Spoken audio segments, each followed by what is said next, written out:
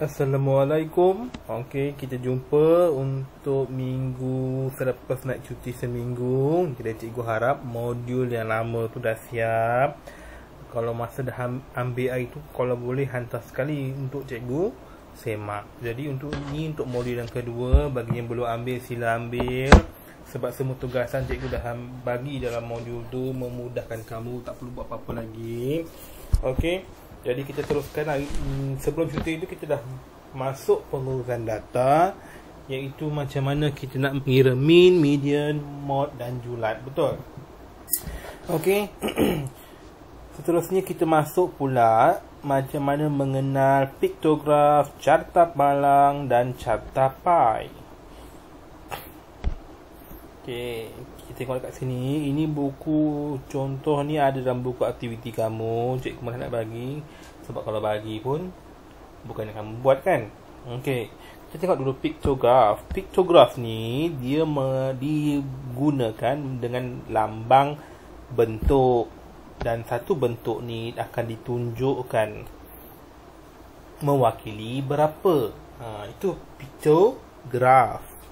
Okey, dia dalam jadual tu dia beri objek ataupun bentuk, dan di bawah dia akan bagi petunjuk satu bentuk mewakili berapa. Okey, itu maksud piktograf. Macam mana pula kalau carta palang? Carta palang dah biasalah kamu buat. Carta palang ni carta palang kita dah nampak dah. B35, A30, C15, D20. Okey, carta pi. Carta pi dia mesti dalam bentuk bulat, iaitu bentuk pi. Pi yang makan tu. Lepas tu, okey, yang membezakan yang lain, carta pi dalam dia beri dalam bentuk peratus. Okey, carta pi dalam dia beri bentuk peratus. Bila dalam bentuk peratus, kamu kena carilah bilangan. Contohnya 20%, jadikan dalam pecahan darab dengan bilangan orang. Dia akan bagi dekat sini lah berapa bilangan orang. Dapatlah nilai untuk 20%. Okey, ini maksud dia mode, median, julat, mean. Okey, jadi kamu boleh baca dan cikgu akan terangkan. Mode, nilai nombor yang kita kumpul tu banyak dekat sesuatu tempat tu. Itu mode. Kalau median, cikgu dah ajar dulu, kita beratur daripada rendah ke yang paling tinggi. Lepas tu kita buang depan, buang belakang, buang depan, buang belakang, sampai kita jumpa orang yang duduk di tengah. Julat pula, kita tolak besar yang paling besar, tolak yang paling kecil. Manakala minimum, min pula ialah purata, ataupun kita tambah semua nombor yang ada kat sini. Kita tambah semua nombor yang ada kat sini. Tambah. Lepas tu bahagi dengan bilangan nombor. Contohnya kita tambah 30, tambah 35, tambah 15, tambah 20. Kita bahagi dengan ada berapa nombor ni? 1, 2, 3, 4. Itu untuk mencari min. Okey, ini contoh. Cikgu dah bagi contoh dah mencari min. Macam mana kita nak menyatakan ni mode, mean, median dalam sesuatu soalan. Ini contoh yang diberi adalah dalam carta palang. Mode, mana yang paling tinggi? Itu. Kita jangan ambil yang bilangan. Kita jangan ambil yang biasanya, kita jangan ambil yang belah kiri ataupun yang atas. Kita ambil tajuk nak bilangan buku. Jadi kita cari bilangan buku. Jangan cari murid, sebab kita tak nak tengok murid. Kita nak tengok buku yang dibaca oleh murid. Maknanya bilangan buku, 3 buah buku yang dibaca oleh 6 orang murid, itulah yang paling banyak. Itu dinamakan mode. Okey, sebab paling ramai murid dia membaca 3 buah buku. Okey, itu mode. Okey, median. Ini adalah data terkumpul. Data terkumpul tu maknanya satu buku dibaca oleh 2 orang, sebab tu disusun 2. 2 buku dibaca oleh seorang, sebab 1. 3 buku dibaca oleh 6. 1, 2, 3, 4, 5, 6. 4 buku dibaca oleh 4 orang. 1, 2, 3, 4. 5 buku dibaca oleh 2 orang. Macam tu. Tak boleh ambil 1, 2, 3, 4, 5 saja. Kamu kena nyatakan bilangan. Sebab tu dia ada tinggi naik, tinggi naik, tinggi rendah, tinggi rendah.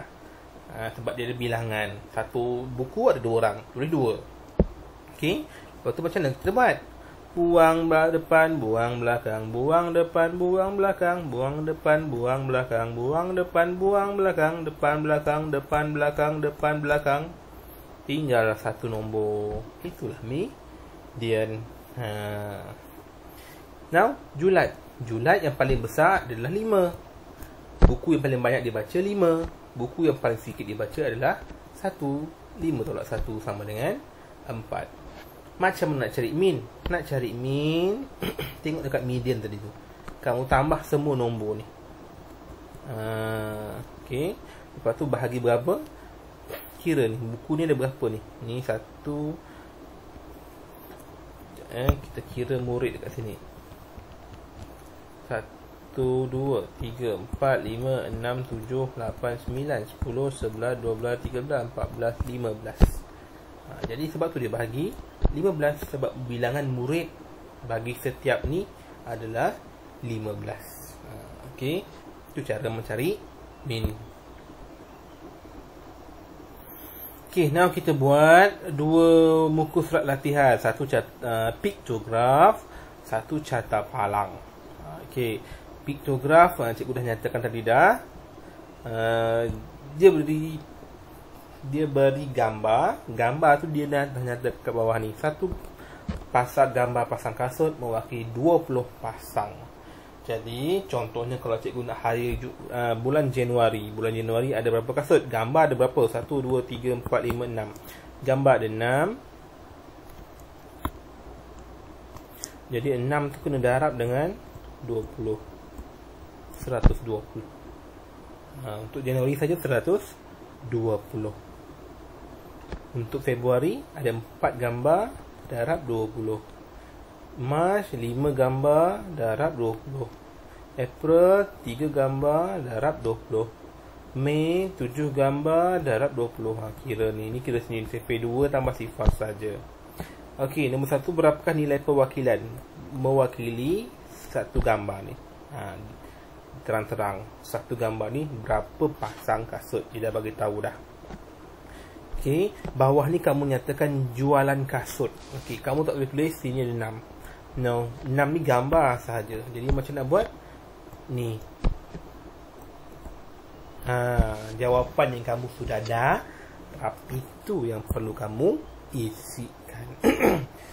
Okey, ni paling senang. Jualan pada bulan manakah yang paling banyak, paling sedikit.